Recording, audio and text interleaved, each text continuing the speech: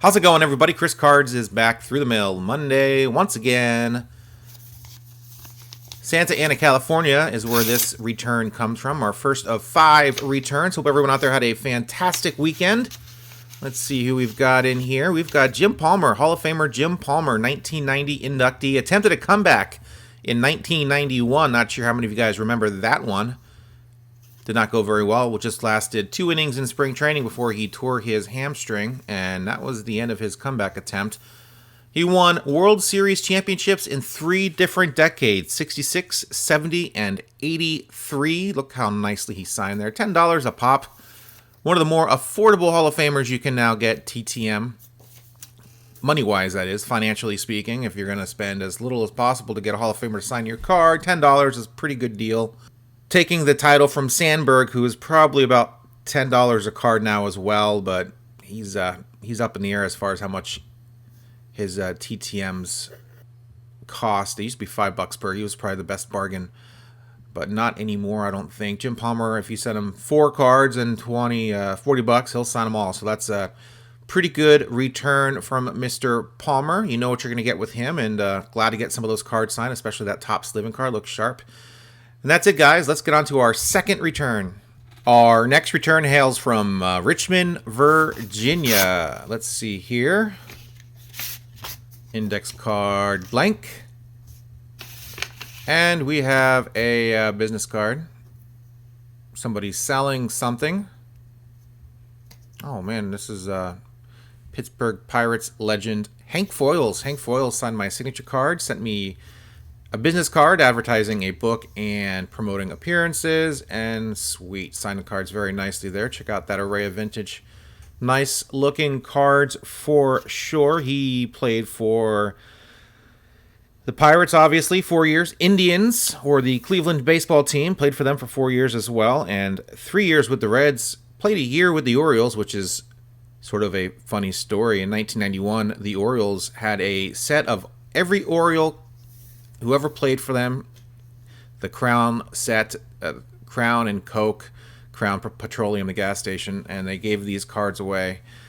Every Oriole that ever played gave these cards away at the ballpark and sold them at Crown gas stations, and Hank sued the Orioles for $7 million, claiming him and about 450 other former players did not get any sort of compensation for using his name and likeness, and that went nowhere. Hank said not enough players jumped on board and helped out with that lawsuit or whatever, something like that, and went nowhere. Didn't get any money. He refuses to sign that Crown card even to this day. So interesting story there about Mr. Foyles. His cards now are $20 per. He's almost 92 years old. I guess he's getting tired of signing because $20 per is a bit steep. I got in there thankfully before he started charging, so keep that in mind. I mean, if you really are looking for a set card, that's not too much to pay, but if you're just sending random cards off like me to get signed, that's probably a little steep for Mr. Foyles. So that's it from Hank. Let's move on to our third return.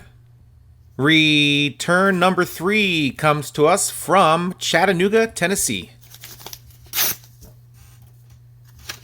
Let's see here. Couple index cards. Looks like we've got a red, 74 red. That's going to be Clay Carroll. Clay Carroll, one of the top relievers of the 70s. Part of that 75 big red machine was traded, though. Was not a member of that 76 World Series championship team. Check out these cards signed very nicely. Your mileage may vary on the fees. Sometimes he signs for free, but he takes a long time doing it. If you pay him some money, a couple bucks, he'll send them back pretty quick. I think I sent $10 for these 4 cards, so he's got I don't know if he has a fee or not. You guys do whatever you want to do. But there you go, guys. Return from Clay Carroll. Very nice. 8 years with the big red machine. The Reds. Not really. They weren't that big for all those years. But he was a member for 8 years. 5 years with the Braves. Another terrible story about Clay Carroll. In 1985, his stepson shot him, his wife, and his 11-year-old son in the head.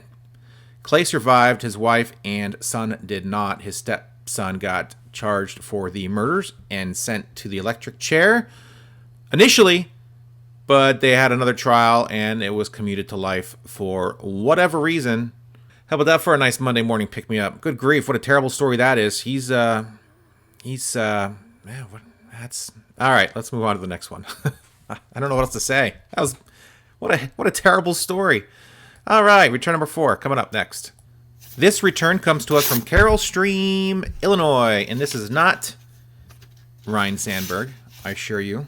We have a signed index card sent in there for protection, but every now and then they sign them, which is always a nice little bonus. And we've got Rich Nye, the baseball guy, 4-year career with the Cubs, Cards, and the Expos. Career cut short due to injury. Signed there very nicely on his cards.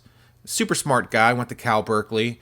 Was a teammate of John Olerud's father for the Winnipeg Whips in 1971, and they were good friends. And John Olerud, Big John, who of course later became a doctor. In fact, he was getting his doctorate while still playing baseball. He of course is a bigwig doctor up in the great state of Washington, the Evergreen State. He's up there in the Seattle area as a professor as well as a doctor. And Rich Nye went on to become a veterinarian. So the two had a nice relationship and convinced Rick to sort of pursue the veterinary route and became a specialist in exotic avian birds and whatnot. So went on to have a great second career as a veterinarian, wrote several chapters in textbooks, and was a bigwig in the vet world. Just like Big John Olerud was a bigwig in the medical fields up there in the Northwest. So there you have it, guys. Nice little return from Rich Nye. Let's move on to our last return of the day. And Santa Barbara, California is where our final return hails. Let's rip it open. Open it up as I usually do. We've got another signed index card. To Chris, good luck. Ted Bosfield. Ted Bosfield, all right. 7-year career. Started off with the Red Sox in 1958. Went 4-2 on his rookie campaign. 3 of those wins came against the Yanks. Check out that card signed very nicely. His Red Sox career ended when he was traded to the Indians for Clay Carroll. And then the Los Angeles Angels drafted him in their expansion draft. So he was an inaugural Angel. Had his best year there as a starter and then ended up being dealt to the Kansas City Athletics, where he took a no-hitter into the 9th inning before it got broken up. So some success there in KC as well. And there you have it, guys. There's his information. Ted Bosfield. Nice return. No fee. Great guy. And that's it, guys, for Through the Mail Monday, number 112. Hope everyone enjoyed it. Let me know what you guys thought of the returns down below in the comment section. Go ahead and give this video a thumbs up if you would, please. Or not.